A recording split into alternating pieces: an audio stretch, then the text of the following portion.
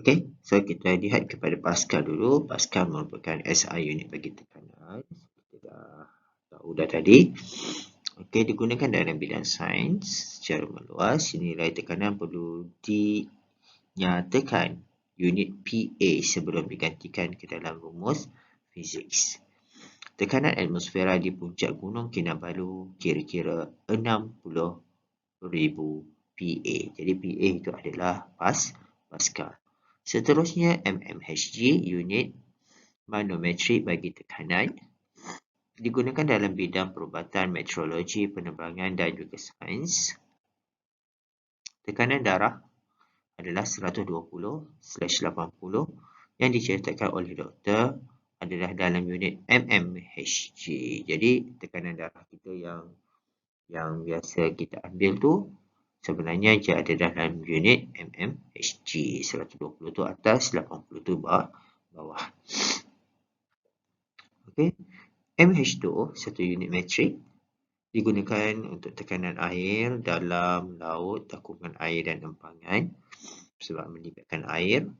Tekanan air dalam empangan bakun ialah 150 mH2O. Jadi tekanan yang melibatkan air biasanya kita akan gunakan mH2O. Milibar, unit metrik yang kecil, digunakan dalam bidang meteorologi setara dengan unit hektopascal, HPA. 1 milibar bersamaan 1 hektopascal. Jadi milibar ni sebenarnya adalah kita boleh convert daripada milibar kepada pascal, iaitu kita tahu dia punya hubungan adalah 1 milibar sama dengan 1 hektopascal. Tekanan atmosfera adalah 1013 milibar. So, kita cuba selesaikan masalah yang melibatkan unit bagi tekanan ni. Bacaan darah seorang pesakit adalah 160 di atas dan 100 bawah. Berapakah tekanan 160 mmHg dalam unit Pascal? Okey, so kita kena tukarkan daripada mmHg ni kepada unit Pascal. Dia dah bagi ketumpatan bagi merkuri adalah 1.36×10⁴ kg per meter padu dan pujutan graviti adalah 9.81. So bila dia dah bagi 9.81, kita kena guna pakailah, kita tak boleh gunakan 10. Jadi apa langkah dia? Langkah satu, mengenal pasti masalah. Yang kedua, mengenal pasti maklumat yang diberikan. Okey, kita dah kena pasti semua tu. Yang ketiga, mengenal pasti rumus yang boleh digunakan. So rumus yang kita akan gunakan adalah P = GH. Yang keempat, menyelesaikan masalah secara numerical. Okey, so yang pasti, yang nombor satu, daripada 160 kita nak tukarkan ini kepada Pascal. Okey, so kita dah keluarkan semua maklumat seperti nombor 2 dan kita dah tentukan dia punya formula adalah P = GH, dan just masukkan dalam formula, kita punya H adalah 0.16. Kita punya rho adalah 1.36×10⁴. Okey, dan kita punya graviti adalah 9.81. So dalam kes ini, apa yang kamu kena hati-hati sedikit adalah di bahagian unit. Okey, so kamu lihat kita ada 160 mm. Jadi mm bukanlah SI unit. Untuk kita masukkan dalam H ni, dia perlu ditukarkan kepada SI unit, iaitu kita perlu jadikan dia 0.16. That's why kat sini jawapan dia 0.16. Bukan jawapan, nilai kat situ adalah 0.16. Jadi jawapan akhir kita adalah 2.13/10⁴. Unit adalah Pascal. Alright, contoh lain. Hitungkan tekanan yang terperangkap dalam setiap kes diberi tekanan atmosfera adalah 76 cmHg. Gunakan unit cmHg dan mmHg. Okey, so je pakai gunakan unit cmHg dan juga mmHg. Okey, so persoalan sekarang kita kena tentukan berapa tekanan dalam kat sini. Tekanan gas di situ. Okey. Jadi kita ada tekanan atmosfera. Tekanan atmosfera ni akan bertindak ke bawah. Jadi tekanan udara dia akan lawan tekanan atmosfera tadi. Okey, so dalam kes ini kamu rasa tekanan mana yang lebih besar? Gas ataupun tekanan atmosfera? Okey. Ini kita dah cerita. Okey. So selain daripada tekanan atmosfera, merkuri ni pun dia akan tolong ATM untuk lawan tekanan udara ni. Kenapa? Sebab merkuri ni dipengaruhi oleh graviti. Jadi graviti ni ke bawah, jadi merkuri akan ikut ke bawah. Jadi dia akan bantu ATM. Okay, kita punya formula sekarang adalah P udara sama dengan P ATM tambah P merkuri. Okay, kenapa kat sini kita tambahkan? Sebab direction dia sama. Okay. Jadi yang akan lawan P ATM dan PHG ni adalah PU udara. That's why formula kita dapat macam ni. Okay, clear Okay, jadi kita dapatkan terus P udara sama dengan P ATM kita adalah 76 cmHg dan kita punya tekanan merkuri sekarang adalah 15 cmHg. Jadi 76 tambah 15 cmHg. So kita akan dapat 91 cmHg. Okay. So jenak dalam 2 unit cmHg kita dah dapat. Kita nak kena convert kepada mmHg. Jadi simple je, cm tukarkan kepada mm. Okay. Iaitu kita kena darabkan dengan 10. Jadi kita akan dapat 910 mmHg. Contoh seterusnya. Contoh yang kedua. Okay. So dalam contoh yang kedua, tekanan udara sekarang di bawah. Dia akan tolak ke bawah. Tekanan ATM dia akan tolak ke atas. Okey. Sekarang merkuri ni dia akan tolong siapa? Secara logiknya dia akan tolong udara ke tekanan udara ke dia akan tolong tekanan atmosfera. Bias dia akan menolong tekanan udara sebab dia akan bergerak ke bawah macam ni. Dia akan dipengaruhi oleh graviti. Jadi kita punya formula sekarang dia akan jadi P ATM sama dengan P udara tambah dengan P merkuri. Okey, yang ni kita tahulah sebab arah udara dengan merkuri ni sama.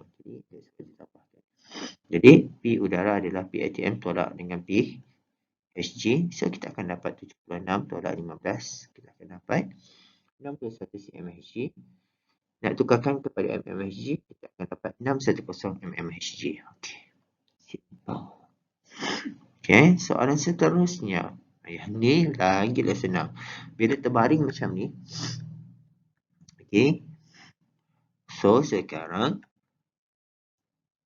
Merkuri ni dia akan tolong siapa?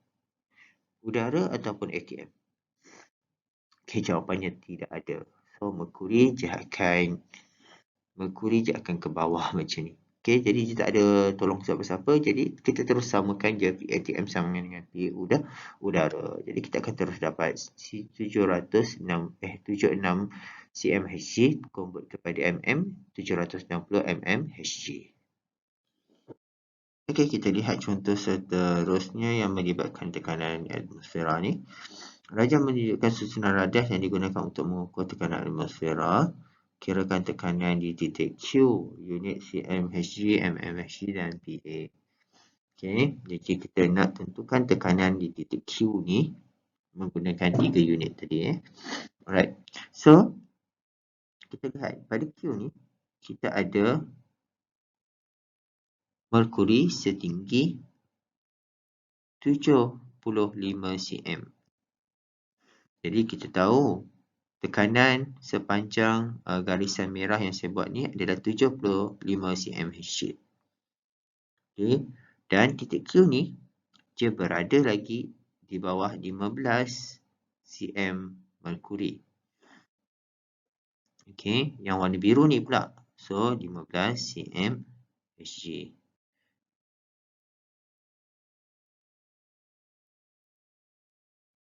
Jadi total tekanan yang akan dikenakan oleh merkuri kepada titik Q, kita kena tambahkan 75 tambah 15 ni. Kita akan dapat jawapan 90 cmHg. Okey. So cmHg kita dah berjaya buat. Tukarkan kepada mmHg darab dengan 10. Okey, dah berjaya. Sekarang kita nak tukarkan kepada PA, Pascal. Untuk tukarkan kepada Pascal, kita kena gunakan P equal to rho GH. Okey, di mana ketumpatan merkuri adalah 1.36 darab 10^4, graviti 90.81 dan dia punya H adalah 0.9 m. Okey, so daripada 90 cm ni kita kena tukarkan kepada meter. Ingat, untuk gunakan rho GH ni, H ni mesti dalam meter.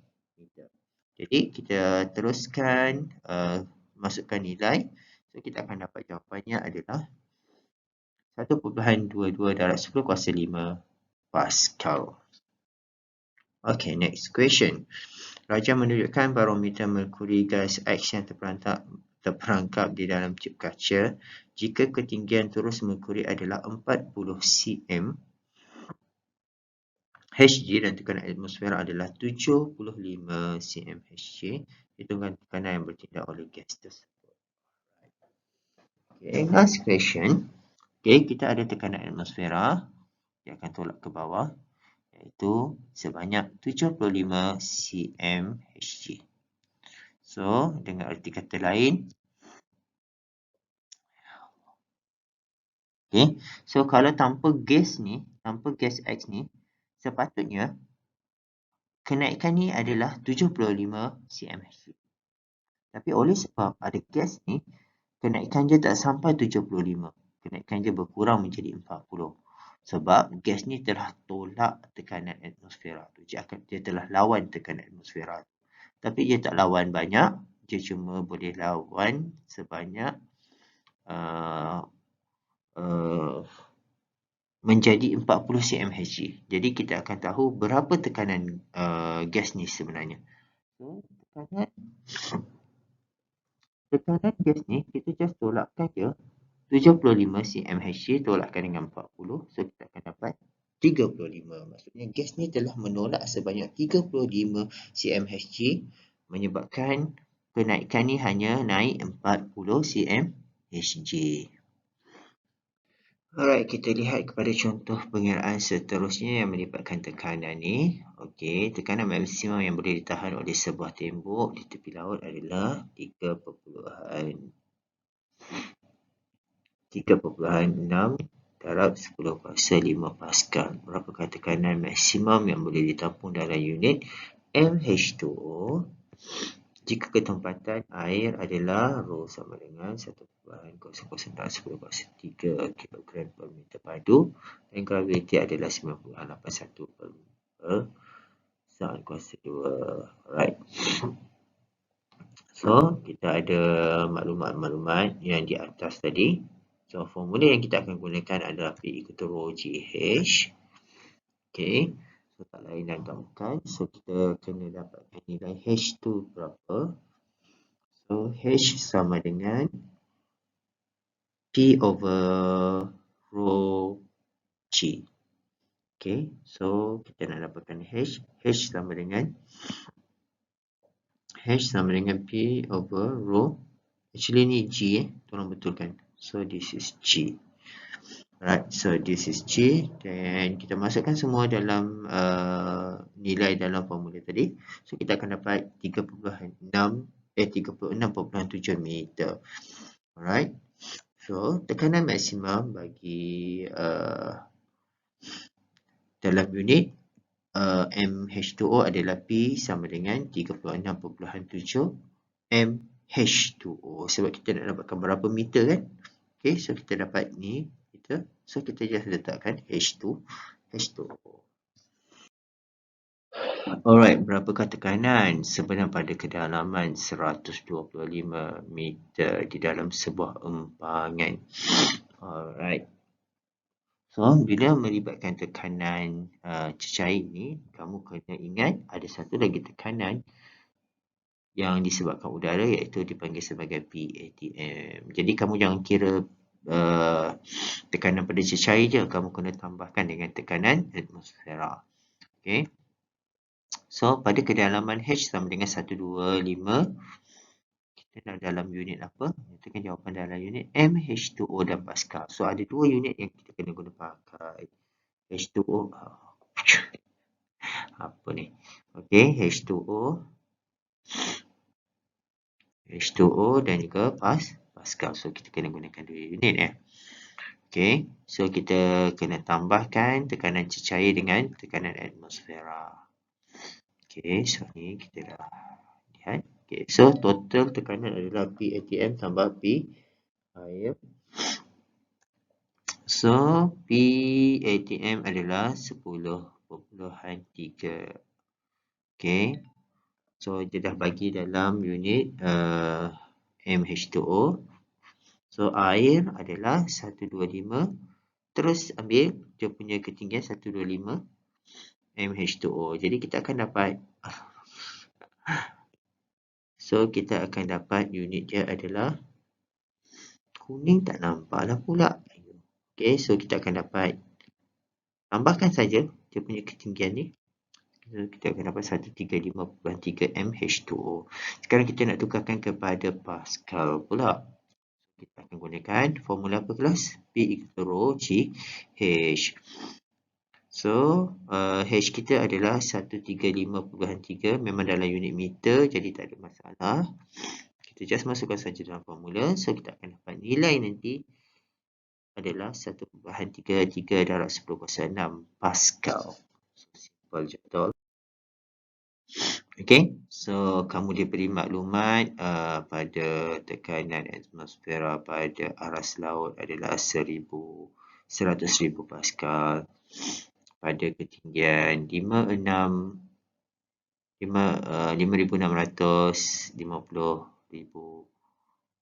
Pascal. Kemudian lagi tinggi 11, tekanan dia makin rendah, lagi tinggi hampir sifar. Jadi bila kita masukkan dalam tabel ni, okay, so kesimpulan yang kita boleh dapat, semakin tinggi kedudukan altitude tu, semakin kurang tekanan atmosfera. Kenapa? Sebab tekanan atmosfera, dia punya kandungan udara dalam atmosfera tu semakin berkurang bila altitude kita tinggi. That's why tekanan atmosfera akan berkurang terhadap ketinggian. Okay, so dalam gambar ni saya rasa kamu lebih jelas apa yang saya maksudkan pada slide sebelum ni. Okay, so pada kedudukan altitude di bawah, kita punya kandungan udara lebih banyak. Okay, semakin kita berada pada kedudukan yang tinggi, kita punya kandungan udara semakin nipis. Jadi tekanan atmosfera yang bertindak adalah semakin kecil. Okay, pada altitude yang tinggi, ketempatan suhu udara akan rendah. Okay, oleh itu pelanggaran antara molekul udara berkurang. Maka tekanan atmosfera. Next slide ni kita akan lihat kesan tekanan atmosfera pada altitude tinggi dan kesan tekanan pada aras kedalaman lampau di bawah permukaan. Okay, so kita akan lihat kesan tekanan atmosfera pada altitude yang tinggi. So kadar pernafasan kita akan meningkat. So kita akan bernafas dengan lebih cepat sebab paru-paru kita memerlukan lebih banyak oksigen. Okay, penyerapan oksigen dalam paru-paru berkurang. Okay. Kadar metabolisme meningkat, hilang selera makan, dehidrasi, juga fikiran menjadi tidak jelas. Okey, so angkasa lepas ialah ruang di luar atmosfera bumi. Mengapa angkasawan perlu memakai suit khas di angkasa lepas? Okey, so tak boleh ke je tak pakai? So jawapannya memang tak boleh. Sebab tekanan di angkasa lepas adalah sifar. Sebab tak ada kandungan udara. Jadi oleh itu, tekanan di dalam badan akan jadi lebih tinggi. Jadi, jika tekanan lebih tinggi, dia akan berbahaya menyebabkan kita punya badan boleh explode, boleh meletup, berkecai. Sut khas perlu supaya tekanan di dalam persekitaran sut mengimbangi tekanan di dalam kita punya badan. Okay, so apa yang perlu dalam kapal angkasa pula? Okay, so meninggikan tekanan kabin kapal angkasa sehingga hampir sama dengan tekanan atmosfera di bumi supaya angkasawan tidak perlu memakai sud tekanan semasa di dalam kabin. Jadi kalau dia nak keluar daripada kapal angkasa dia kena pakai sud. Okay, sebab nak pastikan tekanan badan dengan tekanan persekitaran dia tu sama. Kita cerita pasal altitude yang tinggi, sekarang kita cerita pasal kedalaman lampau pula. Okay, so pada aras kedalaman yang semakin lampau di bawah permukaan laut, tekanan air bertambah dengan kedalaman air. So kita dah belajar sebelum ni. Pertambahan kedalaman air 10 mm menyebabkan peningkatan tekanan air di dalam tekanan air sebanyak 1 atmosfera. Tekanan yang dialami oleh tekanan air dan tekanan atmosfera. Kesan dia apa pula? Kesan dia tisu badan menyerap gas nitrogen yang berlebihan. Gas nitrogen melarut dalam darah. Kesan dia fikiran menjadi tidak jelas. Pembentukan gelembung nitrogen dan tisu ataupun salur darah jika tekanan dikurangkan dengan terlalu cepat. Langkah penyelesaian, apa yang perlu dibuat? Yang pertama, membuat latihan fizikal.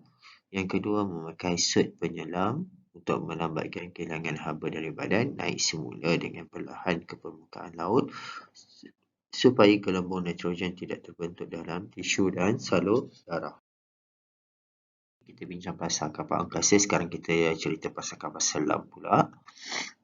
Okey, so badan kapal selam diperbuat daripada keluli ataupun titanium dengan kerata rentas membulat untuk menahan tekanan sekeliling yang tinggi. So that's why biasanya bentuk kapal selam ni dia bulat. Kerata rentas dia. Okey, tekanan kabin kapal selam dikawal sehingga hampir sama dengan tekanan di aras laut untuk keselesaan anak kapal. Sama juga macam kapal angkasa dengan kapal terbang, dia kena samakan dengan tekanan aras laut. Tangki oksigen ataupun alat penjana oksigen melalui proses elektrolisis disediakan supaya bekalan oksigen adalah mencukupi. So saya rasa sampai sini dulu kelas kita hari ini. So kalau ada sebarang persoalan ataupun ketidakfahaman dalam penjelasan ni, you boleh tanya. So lepas ni saya akan bagi latihan, so cuba buat dan hantar seperti biasa. Okay, sekian, terima kasih.